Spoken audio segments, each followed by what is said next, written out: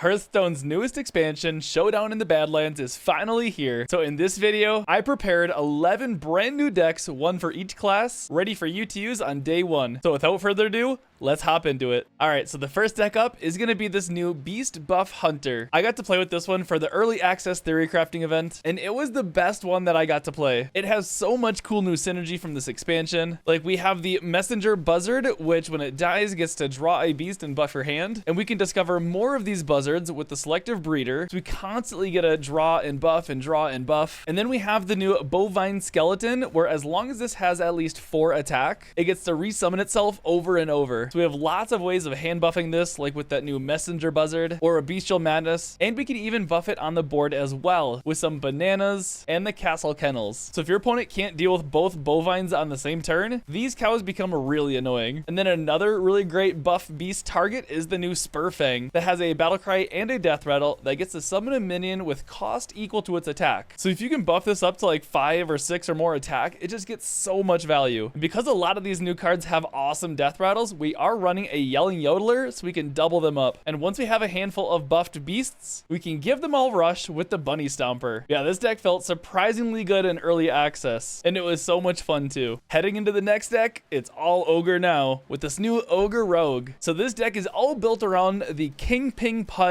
and his Ogre gang. So when you play the King Ping Pud, it resurrects all your Ogre gangs, and because we're Rogue, we can bounce the King Ping Pud back to our hand tons of times with Shadow Steps and Breakdance. So we just get gang after gang after gang of these ogres. We have lots of ways of finding our Ogre gang and the Shadow Steps with like Door Shadows and Gone Fishing. And then of course we are running concoctions to fill out the rest of the deck because they're just so versatile. Yeah, this deck looks both hilarious and pretty good. And I mean, come on, who doesn't love to summon tons and tons of ogres? This next deck got a lot of support this expansion, and that's Dragon Highlander Druid. So this deck is all built around, of course, dragons and the 2 Highlander cards that we got. Ray Estraza, which summons a Purified Dragon Nest, where you get to discover a discounted dragon at the start of every turn. And we also got our first ever neutral hero card, Reno, which completely wipes your opponent's board and limits it to just 1 space for their next turn. And you also get a better hero power to boot. So in this deck, and because we're running Highlander, we get to run all the fancy cool new dragons, like the Splish Splash Whelp, which helps us ramp if we're holding a dragon. We also have the Desert Nest Matron, which is basically just a 0 mana 4/5 taunt. The Spinetail Drake, the Dragon Golem, which just gets to summon a copy of itself for every dragon in your hand. So most of the time, you just get to summon a board full of 3/4 taunts, which is absolutely insane. And we're also running Fi, which gets discounted for every dragon that you've summoned this game, and it counts all the dragons that you summon from the Dragon Golem. So oftentimes you can play both of them in the same turn. So you can see there's just a lot of really powerful new dragon synergy now. So to help us get up to all the big fancy dragon stuff, we are using a lot of ramp in here, like the Nourish and the Embrace of Nature to find it, as well as a Doomkin. And we also have the Summer Flower Child to help find some of our bigger dragons as well. As far as what's in the ETC, the only thing that really matters and why I have it in here is for a steam cleaner. So that way, when we play against Plague Death Knight, we have a way to remove all those plagues so we can turn on our Highlander stuff again. I did also get to play with this deck for the early access theory crafting event as well, and it felt really powerful. So watch out for this one. Next up, we have this Excavate Frost Death Knight. This one was one of the better decks that I played for the early access event as well, because in addition to all the excavating that we're doing and finding all these really cool new treasures, it all builds up to our turn 7 when we get to play the Harrowing Ox, which discounts our next card by 7, which essentially makes our Ox free. So you can set up some crazy swing turns, like playing an Ox plus Frostworm's Fury to freeze your opponent's board and set up lethal. Or we can just throw a free Ox in front of the Primus Titan, or we can cast a free Sindragosa essentially. And it all works really well with our final treasure, the Rat, which gets to summon our highest cost minion and give it Reborn and Lifesteal. So basically any of those big top end minions are perfect to get back with it. And in addition to excavating and doing all the fancy cool treasure stuff, we're going to be playing pretty aggressively and very minion based as well, so we can build up some corpses for a big Marrow Manipulator. And this deck was pretty scary good as well, because you can consistently set up some counter lethals out of nowhere. All right, the next deck deck up is going to be Taunt Warrior, and I think it finally has enough support to be viable. This is another one that was surprisingly good when I got to play it for the early access event because it just got so much cool new synergy. So we have the Unlucky Powderman, which buffs all taunt minions in your deck in hand. So especially if you can play this early on turn 2, it just gets so much value. And then we have the new Azurite Chain Gang, which gets to copy itself when played. So this naturally is perfect for all those hand buffs. And speaking of buffs, we have the new Detonation Juggernaut, which buffs all taunt minions in your hand by +2/+2. And that curves just perfectly into our new Blast Tortoise, which does damage to all enemy minions equal to its attack. So if you can buff this up to like 4, 5, or 6 or more attack, it just ends up being a board clear by itself. And then because we're playing so many taunt minions, we get to play the new Battle Pickaxe, which gets a durability every single time we play a taunt minion, which is basically every turn. So if your opponent doesn't kill the axe with like a Viper, you basically just get infinite swings with this. And if all those hand buffs weren't enough, we are also using the Black Rock and Roll to buff our stuff up in our deck even more, and the Armadillo, so whatever taunt minions we have in our hand, we can buff up even further. Our next deck is going to be another Highlander one, and that's going to be Highlander Control Shaman. So in addition to Reno, Highlander Shaman gets to play Dr. Holiday, where when you play it, you get a 2/9 weapon, where every single time you attack, you get to summon a bigger and bigger taunt frog. So as the game goes on, these frogs can get big, but because we have to live for 9 turns afterwards in order to get full value out of it, we are going to be playing somewhat control-y, fitting a lot of value and healing and removal in this deck. So we get to play Amphibious Elixir, which is healing and value in one, along with the new Cactus Cutter, which can help draw our healing or removal spells. And of course, like all of our other Highlander decks, we are running ETC, so we can run Steam Cleaner for those pesky Plague Death Knights. And in this deck, a lot of our removal actually kind of doubles up as tempo as well, like Turn the Tides, or Giant Tumbleweed, which leaves a 6/6 behind, or the Walking Mountain to clear, heal, and leave a big Wind Fury behind. So this deck just kind of has it all. It has tempo, healing, removal. All in all, it just seems like a really solid deck.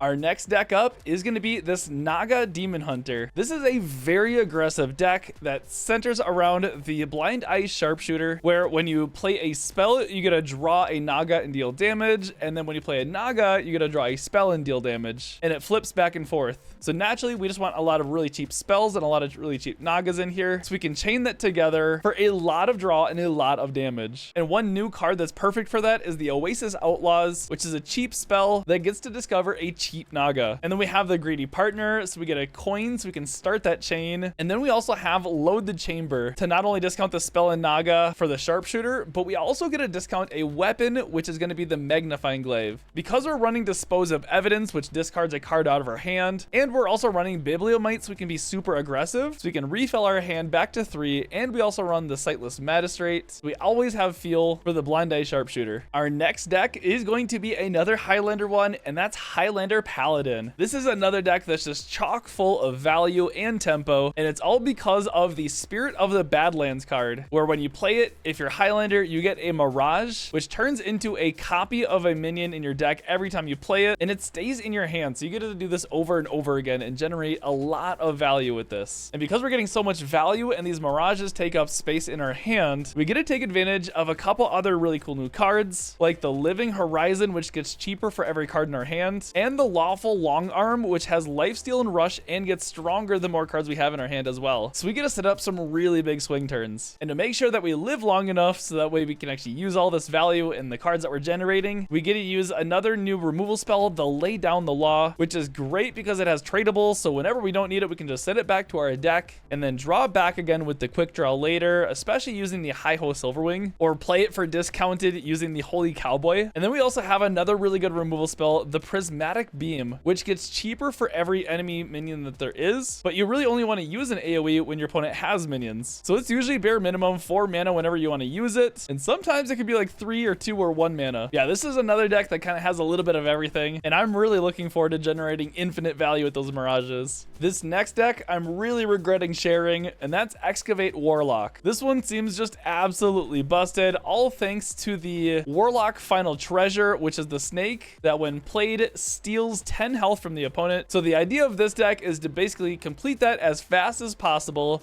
and then bounce it back to our hand over and over again using the new Saloon Brewmaster or a Youthful Brewmaster to not only keep us alive, but also just kill our opponent. Now, we don't need both Brewmasters for our final snake reward, so we can even use them to bounce our Kobold Miner and excavate faster, because as soon as we play the snake every single turn, that's at least a 20 health life swing. That's just absolutely busted. But just in case, if games ever do go long enough, we do use the Sargeras, of course, and the new Tram Conductor Gary, or Jerry, however you want to say it, which basically acts as another board clear and leaves a bunch of 3/3s behind. But other than that, just to make sure that we live until we can play our snake, the rest of our deck is going to be filled with a bunch of control stuff and draw cards, like the typical Armor Vendors, Defiles, Drain Souls, and so forth. Yeah, this deck is going to be pretty powerful because it can excavate super quickly, and once you get that snake and some bounces back to your hand, it's pretty tough to deal with. All right, so going into the next deck, we have Mage with this secret Excavate Mage deck. So this one combines the Excavate package with, yeah, you guessed it, secrets. Because one of the payoffs for excavating in Mage is the Reliquary Researcher, which casts 2 random secrets. So with this, we can play a Contract Conjurer for free right away with it. But just in case we don't get our Researcher, we are playing a bunch of other secrets along with the new secret, Azurite Vein, because 0 cost cards are always good, right? And then we're going to be using the treasures while we excavate to help fill our deck out until we get to the Mesa Dune, which draws an elemental and splits it. So we basically get 2 smaller versions of it. But that's perfect if we only care about its effect. So if we get 2 smaller Ragnaroses or 2 smaller Neptulons, that can be just game winning. Yeah, this deck looks really cool to combine a couple of my favorite things, secrets and big elementals. And then last but not least, we have everybody's favorite class, Priest, with this Highlander Renathal Control Priest. If you want a deck with value and removal, this is it. Not only do we run all the control priest stuff that you'd expect, but we also get to run Reno for that infinite value hero power, and the new Elise Badlands Savior, which gets to summon 4 4/4 copies of minions in your deck, which could potentially be a Behemoth, a Yogg-Saron, or an Aman'Thul. And we also get to play a couple of the 1-cost bottle spells. We have the Swarm of the Lightbugs, which fills up your board with lifesteal 1/1 minions, and any excess that don't fit on your board, you get to store in a bottle for later. And against decks that don't have efficient AoE removal, it can get quite annoying to deal with all these. And then we also have the Invasive Shadeleaf, which can be 2 removal spells in 1. And because these bottles are 1-cost spells, we get to play the new legendary Pip the Potent. And even though they're just 1-cost cards, it still provides a lot of value. Yeah, I have a feeling that Priest is going to be even more annoying than ever this expansion, whether you love it or hate it. Well, that's going to wrap up all the new Showdown in the Badlands decks that I have ready for you to use on day 1 of the new expansion. If you found any of these decks in this video helpful, let me know by leaving a like down below. And all of the decks that you saw in this video, along with every deck that you see on this channel, is always handmade by me. I have actually promised to never net deck, so if you want to see the most fun and competitive off-meta decks for the new expansion, then consider subscribing. But I'll see you in the Badlands. Stay funky.